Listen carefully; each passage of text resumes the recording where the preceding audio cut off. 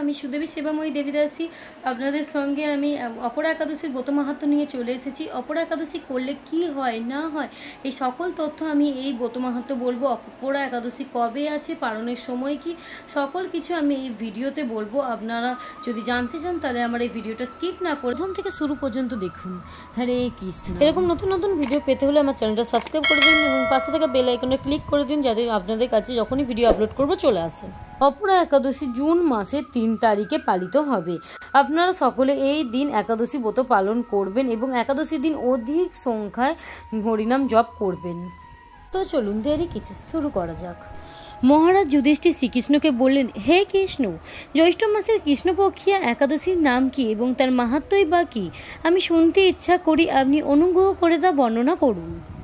শ্রীকৃষ্ণ বললেন, হে মহারাজ, মানুষের মঙ্গলের জন্য আপনি খুব ভালো প্রশ্ন করেছেন। বহু পুণ্য প্রদানকারী, মহাপাপ বিনাশকারী ও পুত্রদানকারী এই একাদশী অপরা নামে খ্যাত। এই ব্রত পালনকারী ব্যক্তি জগতে প্রসিদ্ধি লাভ করে। ব্রহ্ম হত্যা, গো হত্যা, ভ্রূণ হত্যা, পরনিন্দা, পরস্ত্রীগমন, মিথ্যা ভাষণ প্রভৃতি গুরুতর পাপ এই ব্রত পালনে নষ্ট হয়ে যায়। যারা মিথ্যা সাক্ষ্যদান করে, ওজন বিষয়ে ছলনা করে, শাস্ত্রের মিথ্যা ব্যাখ্যা প্রদান করে, জ্যোতিষীর মিথ্যা গণনা ও মিথ্যা চিকিৎসায় রত থাকে, তারা সকলেই নরক যাতনা ভোগ করে।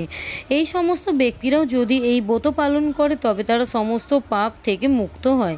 ক্ষত্রিয় যদি স্বধর্ম ত্যাগ করে যুদ্ধক্ষেত্র থেকে পালিয়ে যায় তবে সে ঘোরতর নরকগামী হয়, কিন্তু সেও এই ব্রত পালনে মুক্ত হয়ে স্বর্গগতি লাভ করে। মকর রাশিতে সূর্য অবস্থানকালে মাঘ মাসে প্রয়াগ স্নানে যে ফল লাভ হয়, শিবরাত্রিতে কাশীধামে উপবাস করলে যে পুণ্য হয়, গয়াধামে বিষ্ণুপাদ পদ্মে পিণ্ডদানের যে ফল লাভ হয়, সিংহ রাশিতে বৃহস্পতির অবস্থানে গৌতমী নদীতে স্নানে, কুম্ভ কেদারনাথের দর্শনে, বদ্রিকাশ্রম যাত্রায় ও বদ্রীনারায়ণ সেবায়, সূর্যগ্রহণে, কুরুক্ষেত্রের স্নানে, হাতি ঘোড়া স্বর্ণদানে এবং দক্ষিণা সহ যজ্ঞ সম্পাদনের যে ফল হয়, এই ব্রত পালন করলে অনায়াসেই সেই সকল ফল লাভ হয়ে থাকে। এই অপরাব্রত পাপরূপ বৃক্ষের কুঠার স্বরূপ, পাপরূপ কাষ্ঠের দাবাগ্নির মতো, পাপরূপ অন্ধকারের সূর্য সদৃশ্য এবং পাপ অস্থির সিংহ স্বরূপ। এই ব্রত পালন না করলে যে ব্যক্তি জীবন ধারণ করে জলে বুদবুদের মতো, তাদের জন্ম মৃত্যু কেবল সার হয়। অপরা একাদশীতে উপবাস করে বিষ্ণু পূজা করলে সর্ব পাপনাশ থেকে মুক্ত হয়ে বিষ্ণু লোকে গতি হয়। এই ব্রত কথা পাঠ ও শ্রবণ করে সহস্র গোদানের ফল লাভ হয়। ব্রহ্মাণ্ড পুরাণে এই ব্রত মাহাত্ম্য বর্ণনা করা হয়েছে। হরে কৃষ্ণ।